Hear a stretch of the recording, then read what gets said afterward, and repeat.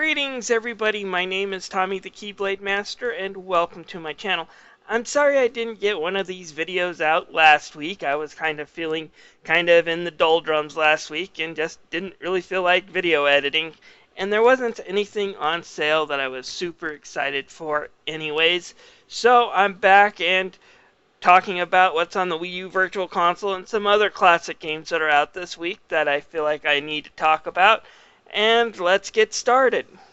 Alright, on the Wii U Virtual Console, we got 3 new games up. 2 of them are kind of the same game, just slightly different, and it's what happens in the Game Boy and Nintendo DS. Games have plenty of them, and it's with the Mega Man Battlenetwork series, and this is Mega Man Battlenetwork 5, Colonel, and Proto Man. They're pretty much the same game, it's just you have different chip selects and a few different situations do occur depending on what game you play. I would probably go with the Colonel over Proto Man just from my recollection. However, Capcom, I've got to scold you a little bit on this one. While these games and releasing them like this is fine, you had a Nintendo DS version which combined both games together. So why didn't you have that as an option and release that too today? Just wondering. The other game they have up is Mega Man 04, and boy, I already reviewed this one several months ago, folks. Now, Mega Man 1 through 3 are games that I heavily recommend. I always gave them positive reviews. They're some of my favorite Game Boy Advance games. I don't know where they went wrong with Mega Man 04. They tried to kind of do this new level up system with Zero, which was kind of confusing, and then when they realized that it would be confusing and make the game tougher, they decided to throw in an easy mode, which insults most people's intelligence because it makes it impossible to die or to lose the game, and therefore the game's no fun on either setting. Playing it on normal settings, way too difficult to be really fun for most people, including even hardened gamers, while easy mode is kind of just too insulting. So Mega Man 04 gets a pass from me unless you really just want to see how the Zero series story ends. And even then, you're just better off looking up on YouTube. Well, there's another classic game that's also been released this week on Steam, and it's called the Bubsy 2 Pack, I think it's called. It's some lame pun. But basically, the first 2 Bubsy games are now available on Steam. Now, I picked these up because they're $4, and I was just curious to see if they're as bad as everyone said they are. And the short answer to that is yes.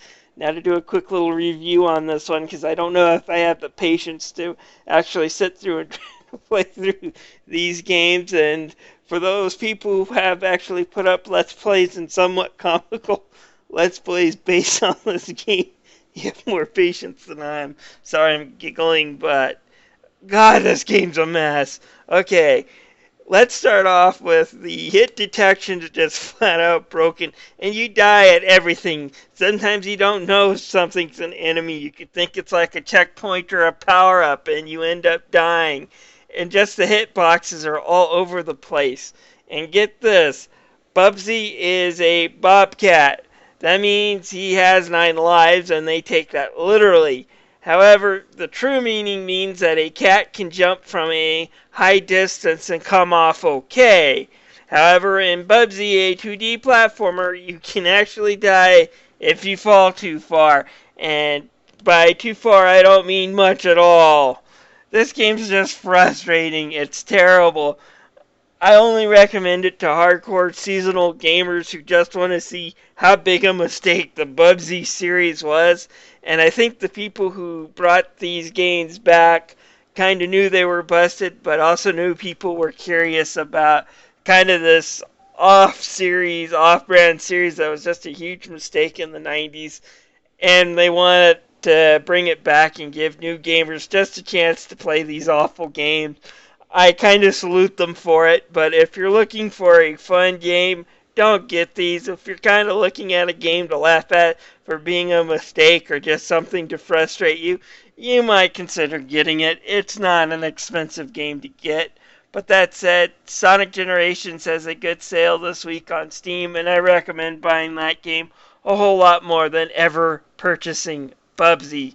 So let's go on to the sales. Yes, Sonic Generation on Steam is my pick of the week for Steam. If you haven't played Sonic Generations, it's kind of like puts 3D Sonic spin on the classic 2D games and then lets you go play some of the newer games in a 2D mode.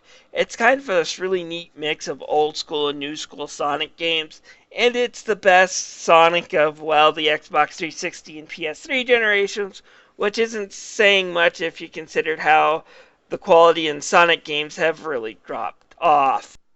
Also on the PS3 this week, we have Star Wars Racer's Revenge. This is a really neat arcade-esque racer. You kind of race, you get money to build a better pod racer and level up your stats.